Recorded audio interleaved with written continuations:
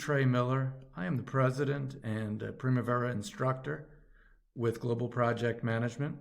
As an instructor, I receive a number of questions in training, prior to training, post-training, and one of the questions that I receive in class is, I've updated my schedule and now I have an activity that I've learned is no longer in progress. I thought it was in progress, maybe there was a miscommunication. So, as you can see, reviewing technical data, this activity shows an 18-day original duration with 4 days remaining. It's 80% complete.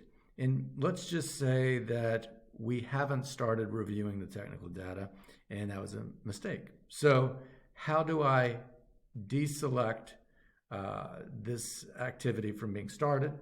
Zero out its percent complete. So first thing you might do is find this started button and deselect it.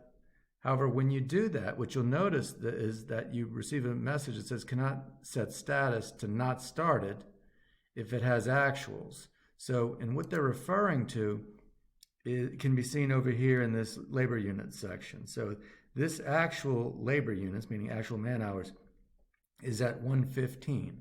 So one of the things that I might do when zeroing out or making my activity percent complete zero is I will change this actual to 0. I'll change the duration percent complete, in this case, to 0.